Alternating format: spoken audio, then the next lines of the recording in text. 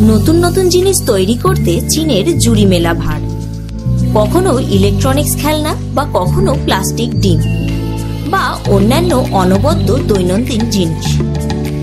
চীন সারা বিশ্বকে চমক দিতেই থাকে, তবে এবার চীনের চমক একেবারে আলাদা। চীনের দাবি তারা সূর্য ও চাঁদ তৈরি করেছে কৃত্রিমভাবে এবং এই কৃত্রিম সূর্য ও চাঁদকে ব্যবহার করবে মানুষের প্রয়োজনে। কি অবাক লাগছে তো? চীন কি সত্যি কৃত্রিম সূর্য ও চাঁদ তৈরি করে ফেলেছে, যা আমাদের আসল সূর্য ও চাঁদের জায়গা নেবে? আসলে কি করেছে চীন?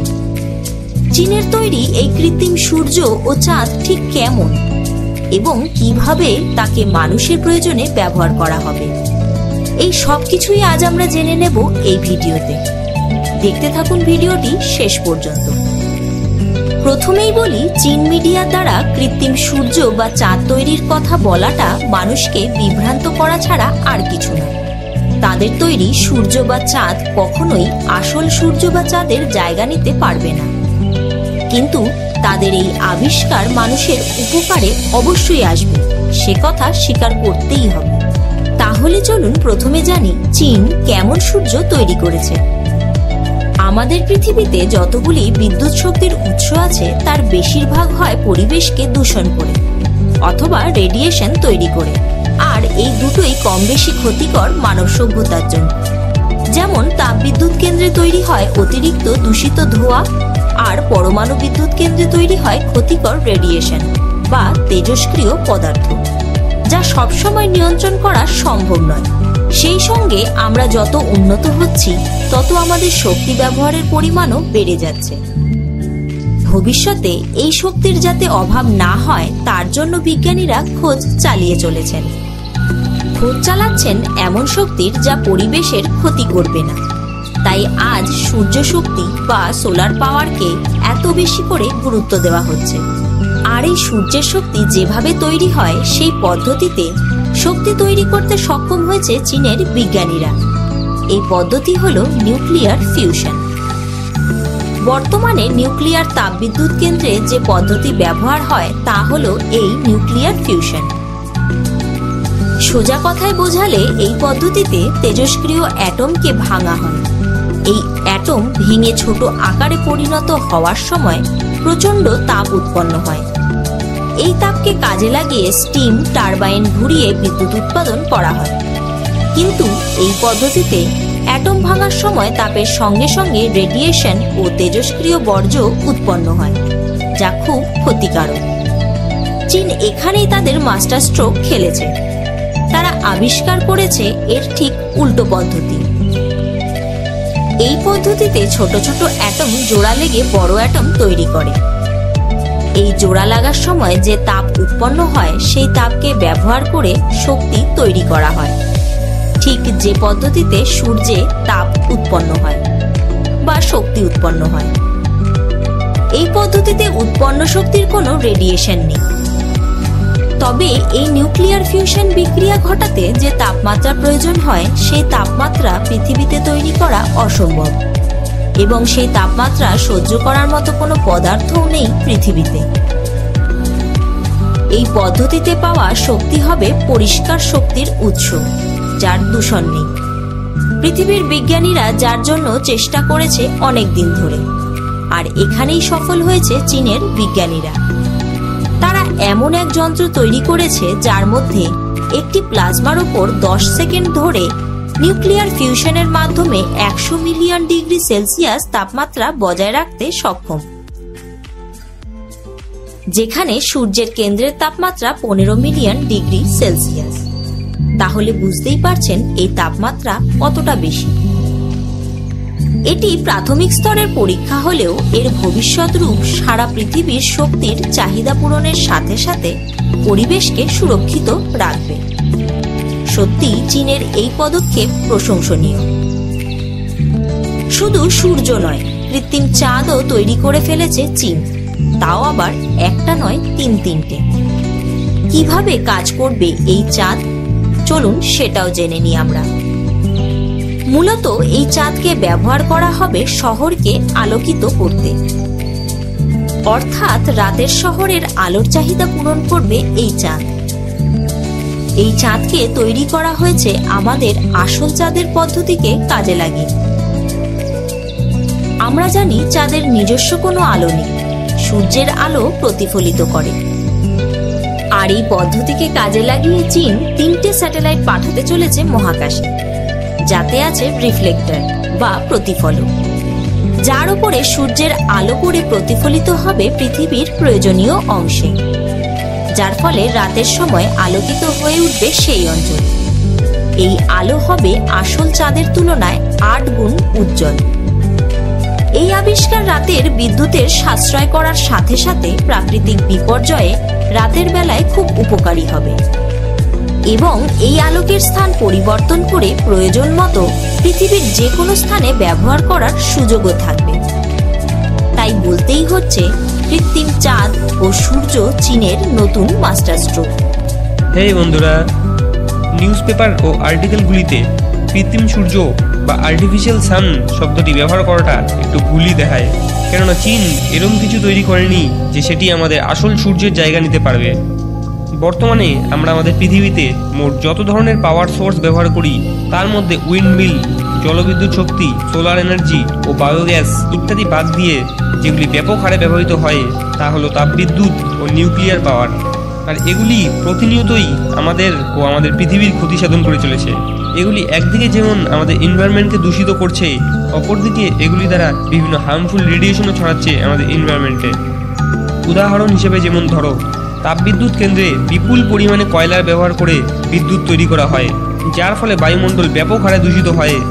একইভাবে বর্তমানে পৃথিবীর সমস্ত নিউক্লিয়ার পাওয়ার প্ল্যান্ট অর্থাৎ পারমাণবিক বিদ্যুৎ কেন্দ্রে নিউক্লিয়ার ফিশন প্রক্রিয়ায় বিদ্যুৎ উৎপন্ন করা হয়, যার ফলে প্রচুর পরিমাণে ক্ষতিকারক রেডিও অ্যাক্টিভ বর্জ্য পদার্থ উৎপন্ন হয়ে থাকে, যা সমগ্র জীবজগতের পক্ষে ক্ষতিকর। আমরা টেকনোলজি ফিল্ডে দিন দিন উন্নতি সাধন করেই চলেছি, যার ফলে ভবিষ্যতে আমাদের শক্তির সংকটে পড়তে হতে পারে। কেননা যে হিসেবে আমরা ডে বাই ডে যত বেশি অ্যাডভান্স হচ্ছি, ততই আগের তুলনায় আমরা আরও বেশি শক্তির খরচ করছি। ভবিষ্যতে যাতে আমাদের শক্তির সংকটে পড়তে না হয় তার জন্য বিজ্ঞানীরা বহুদিন থেকেই বিভিন্ন বিকল্প পাওয়ার সোর্সের খোঁজ করেই চলেছে।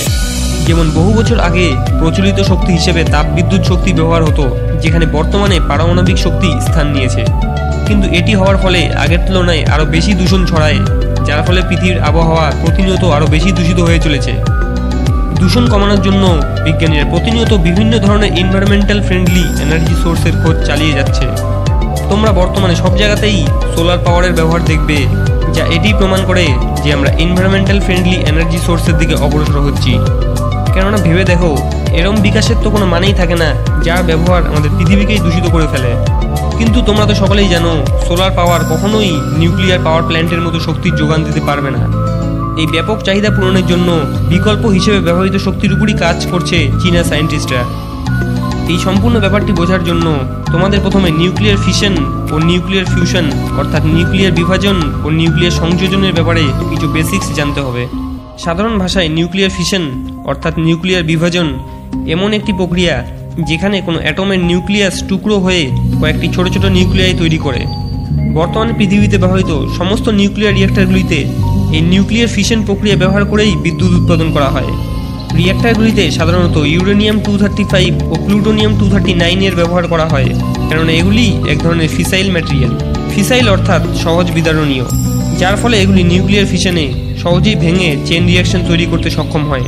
এদের ভারী নিউক্লিয়াসগুলি যখন টুকরো হয়ে ছোট ছোট নিউক্লিয়াইয়ে পরিবর্তিত হয়, তখন সেখানে গামা রে ও নিউট্রন সহ প্রচুর তাপ উৎপন্ন হয়।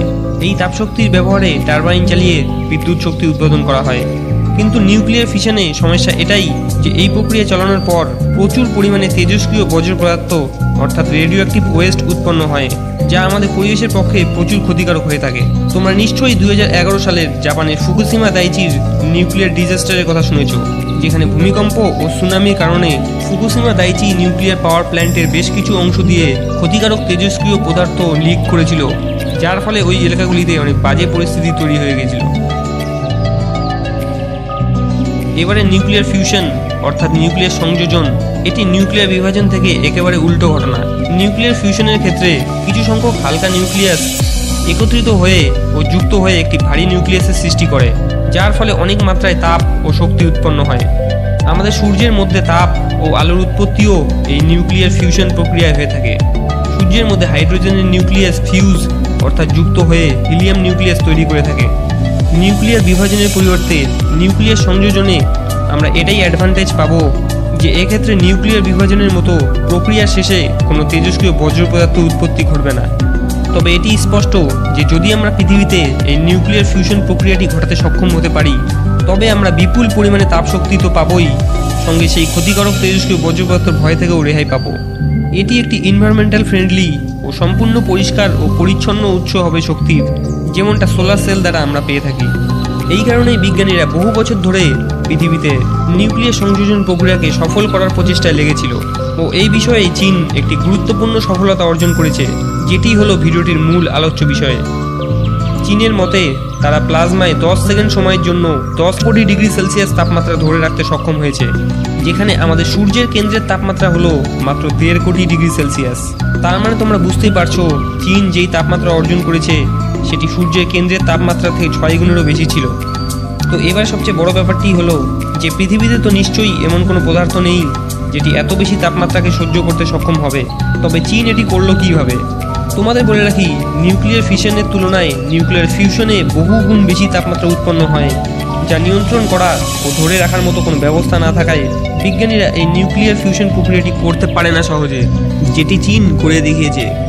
সো এক্ষেত্রে চীনা সায়েন্টিস্টরা পৃথিবীতে সূর্যের মতো নিউক্লিয়ার সংযোজন ঘটানোর জন্য টোকামাক নামক একটি রিঅ্যাক্টর ব্যবহার করে।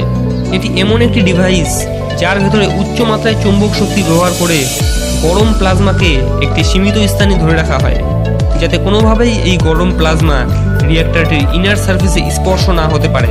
কেননা প্লাজমাটি এত বেশি গরম হয় যা যদি টোকামাকের ইনার বডি বা কন্টেনারে স্পর্শ করে তবে নিমেষেই সেটি টোকামাক রিঅ্যাক্টরটিকে গলিয়ে নষ্ট করে দেবে ও প্লাজমা বাইরে বেরিয়ে যাবে, যার ফলে ব্যাপক ক্ষয়ক্ষতি ঘটবে। কেননা পৃথিবীতে কোনো এমন উপাদান নেই যেটি ওই গরম প্লাজমার তাপমাত্রাকে সহ্য করতে পারবে। চীন যেই টোকামাক রিঅ্যাক্টরে কাজ করেছিল সেটির নাম এক্সপেরিমেন্টাল অ্যাডভান্স সুপার কন্ডাক্টিং টোকামাক বা সংক্ষেপে ইস্ট। সিলিন্ড্রিক্যাল আকৃতির এই যন্ত্রটির উচ্চতা 11 মিটার ও চওড়া 8 মিটার, যার ওজন 360 মেট্রিক টন। তো চলো জেনে নেওয়া যাক এর ভিতরে সমগ্র প্রক্রিয়াটি কিভাবে সম্পন্ন করা হয়। সবার প্রথমেই এর ভিতরে ডিউটেরিয়াম ও ট্রিটিয়ামের মতো হাইড্রোজেনে হেভি ও সুপার হেভি আইসোটোপ দেওয়া হয় ও এরপর টোকামাকের ভেতরেই পাওয়ারফুল ইলেকট্রিক্যাল কারেন্ট দ্বারা এই আইসোটোপগুলিকে গরম করা হয়, যার ফলস্বরূপ ইলেকট্রনগুলি আইসোটোপের নিউক্লিয়াস থেকে বিচ্ছিন্ন হয়ে যায় ও সেখানে হাইড্রোজেন আয়নের চার্জ প্লাজমা গঠিত হয়, যার পর টোকামাকের ভিতরে অবস্থিত উচ্চ শক্তি সম্পন্ন চৌম্বক একটি পাওয়ারফুল ম্যাগনেটিক ফিল্ড তৈরি করে সেখানে অবস্থিত হাইড্রোজেন আয়নের চার্জ প্লাজমাকে ক্ষুদ্র একটি জায়গার মধ্যে ধরে রাখে, যার ফলে সেগুলির নিজেদের মধ্যে ফিউজ করার সম্ভাবনা বেড়ে যায়। যখন আয়নগুলি নিজেদের মধ্যে সংযুক্ত হয় তখন প্রচুর পরিমাণে শক্তির উৎপত্তি ঘটে, যার ফলে বিভিন্ন পাওয়ার প্ল্যান্ট ও প্রচুর ইলেকট্রিসিটি তৈরি হয়। চাইনিজ রিসার্চার্সের মতে তারা এক্ষেত্রে নতুন ধরনের হিটিং পদ্ধতি ব্যবহার করে আইসোটোপগুলিকে গরম করার জন্য।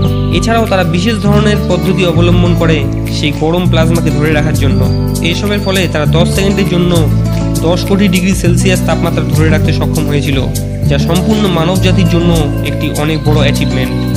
এটি আমাদের কাছে এত গুরুত্বপূর্ণ এই কারণেই যে এক্ষেত্রে অনেক বেশি তাপমাত্রা ধরে রাখা সম্ভব, আর যত বেশি তাপমাত্রা ধরে রাখা যাবে তত বেশি পাওয়ার ও ইলেকট্রিসিটি উৎপাদন করা সম্ভব হবে। আপাতত চীন এই তাপমাত্রাকে মাত্র 10 সেকেন্ডের জন্যই মেনটেন করতে সক্ষম হয়েছে, কিন্তু ভবিষ্যতে এর অনেক বেশি সম্ভাবনা রয়েছে যে আমরা বর্তমানে নিউক্লিয়ার রিঅ্যাক্টরের নিউক্লিয়ার বিভাজন প্রক্রিয়াকে রিপ্লেস করে এই নিউক্লিয়ার সংযোজন প্রক্রিয়া ব্যবহারে আনতে পারবো। চীনা বিজ্ঞানীরা 2006 সাল থেকে পারমাণবিক ফিউশন চুল্লির ছোট সংস্করণ তৈরিতে কাজ করছেন। এরই ধারাবাহিকতায় দেশটি প্রথমবারের মতো কৃত্রিম সূর্য হিসেবে পরিচিত পাওয়া পারমাণবিক ফিউশন চুল্লি সফলভাবে চালু করেছে। HL-2M টোকামাক নামের এই চুল্লিটি চীনের বৃহত্তম এবং সর্বাধিক উন্নত পারমাণবিক ফিউশন পরীক্ষামূলক গবেষণা যন্ত্র।